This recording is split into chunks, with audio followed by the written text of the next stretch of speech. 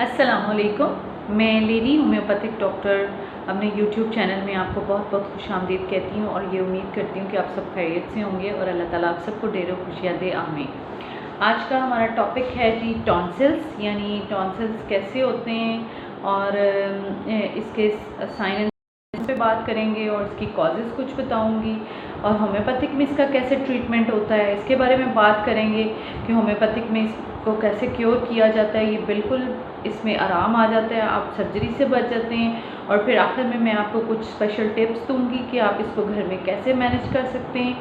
तो अगर अभी तक आपने मेरा चैनल सब्सक्राइब नहीं किया तो जल्दी से सब्सक्राइब कर लें और साथ बेल आइकॉन को भी दबा लें ताकि आपको मेरी हर आने वाली वीडियो का नोटिफिकेशन मिल सके।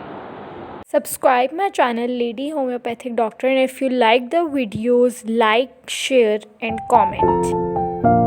कि टॉन्सिल्स क्या होते हैं। सबसे पहले ये बात करते हैं कि हमारे गले में दोनों तरफ राइट और लेफ़्ट साइड पे ग्लैंड्स होते हैं जिनको हम टॉन्सिल्स कहते हैं और ये हमारी बॉडी में सबसे पहले लाइन ऑफ डिफेंस का काम करते हैं, यानी ये हमें सिक्योर कर रहे होते हैं कि हमें बैक्टीरियल और वायरल इन्फेक्शन से हमें बचा रहे होते हैं। असल में इनका काम एग्ज़ाम्पल इस तरह है कि जिस तरह एक दरबार के बाहर या दो बॉडीगार्ड आप समझ लें कि आपके साथ खड़े हैं और वो आपके साथ फ़ाइट आपको बचाने के लिए फ़ाइट करते हैं और आपको हर तरह की ख़तरात से बचाते हैं। इसी तरह इन टॉन्सिल्स का भी काम यही है कि वो आपको हर तरह के जो भी हम सांस लेते हैं नाक के ज़रिए, कान के ज़रिए और हमारे मुंह के ज़रिए, जो भी हम खाते पीते हैं या फिर हवा के ज़रिए हमारे बैक्टीरियल और वायरल इन्फेक्शन अंदर जा रहे होते हैं, तो ये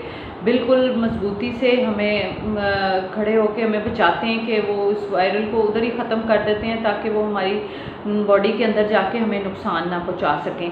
तो ये होता है कि ये इसका सबसे जो मेन रोल है ये लाइन ऑफ डिफेंस इसको कहते हैं, यानी ये हमें हर तरह की सिक्योरिटी मुहैया कर रहे होते हैं। और जब ये है कि जब हर तरह से ये फ़ाइट करते हैं और सबसे पहले ये टॉन्सिल्स ही होते हैं जो हमें बचा रहे होते हैं, ठीक है। और लिम्फ नोड सेल्स होते हैं जो टॉन्सिल्स रिलीज़ करते हैं और अगर ये सेल इन बैक्टीरिया के साथ फाइट ना करें तो हमें बार बार हम बीमार होंगे, हमें ये इन्फेक्शन होगा, तो उसके ऊपर बॉडी पे असर होता है। लेकिन जब बार बार हम लोग बीमार पड़ते हैं या हमें कोई वायरल और बैक्टीरियल इन्फेक्शन होता रहता है तो फिर ये जो है टॉन्सिलाइटिस हो जाता है और हमें इन्फेक्शन बढ़ जाता है। और फिर ये बाज़ दफ़ा होता है कि अब हम इसकी साइन एंड सिम्टम्स पे बात करेंगे कि इसके साइन एंड सिम्टम्स क्या होते हैं।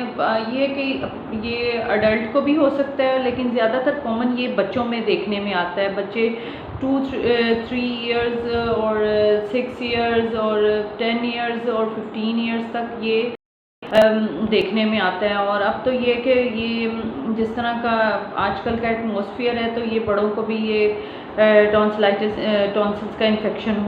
लेकिन जब हम बार बार फ्रीक्वेंटली बीमार होते हैं या खाने पीने में वो इन्फेक्टेड चीज़ों से बाज नहीं आते और स्पाइसी और केमिकल फूड्स और इस तरह की ड्रिंक्स पीते हैं जिनमें केमिकल्स होते हैं तो ये इन्फेक्शन बढ़ जाता है। और फिर ये कि इसके अब साइन और सिम्टम्स पे बात कर लेते हैं कि ये ना सबसे पहले आप जब भी खाना खाएंगे तो आपको निगलने में और खाने में बहुत मुश्किल पेश आएगी और बार बार आपके गले में बहुत स्वेयर किस्म की पेन होगी और कान, यहाँ तक कि वो कान में भी।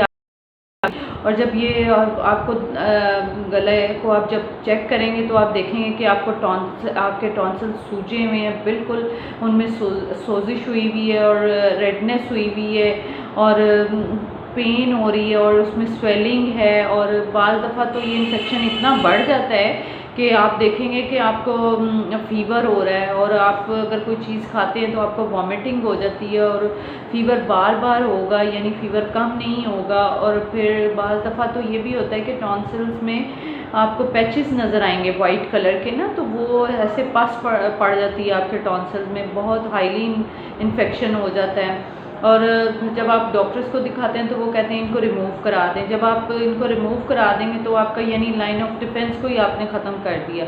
ये कि होम्योपैथिक में इसका बड़ा अच्छा ट्रीटमेंट होता है और ये कम्प्लीटली क्योर हो जाते हैं। आप इस बीमारी से हमेशा से आपकी जान छूट जाती है। ये कि इसमें होम्योपैथिक में बहुत सी मेडिसिन हैं और जो कि अकॉर्डिंग टू सिम्टम आपको दी जाती हैं। जैसे और ये मैं हमेशा आपको यही सजेस्ट करती हूँ कि आपके एज और आपके वेट के हिसाब से और अकॉर्डिंग टू सिम्टम आपको मेडिसिन दी जाती हैं। ये नहीं कि आपको किसी डॉक्टर ने या आपने कहीं वीडियोस से सुनी और आपने वो मेडिसिन लेना शुरू कर दी। हमेशा अपने डॉक्टर को दिखाने के बाद ही मेडिसिन लें, कभी भी सेल्फ मेडिकेशन ना करें। होम्योपैथिक में कुछ चंद मेडिसिन का मैं ज़िक्र आपके साथ कर देती हूँ कि एक तो इसमें सबसे स्पेशल मेडिसिन हिबरसेल्फ है और उसके अलावा ब्रेटा कार्ब है, बेलाडोना है, किलकेरिया फ्लोर है और फाइटोलैकाबेरी है और कई फेरमफॉस है जो कि इन्फ्लेमेशन को कम करती है। तो बहुत सी मेडिसिन हैं, लेकिन इसकी पोटेंसी और आपने कैसे इस्तेमाल करनी है ये आपका करीबी डॉक्टर ही सजेस्ट करेगा। अगर आप हमसे ऑनलाइन कंसल्ट करना चाहते हैं तो आप हमसे भी कंसल्ट कर सकते हैं। और आखिर में मैं आपको कुछ टिप्स बताती हूँ कि आप इसको घर में कैसे मैनेज कर सकते हैं। ये कि जब आपको टॉन्सिलाइटिस हो तो आप बाज़ार का जंक फूड और स्पाइसी फूड और मिर्च मसालों को छोड़ दें।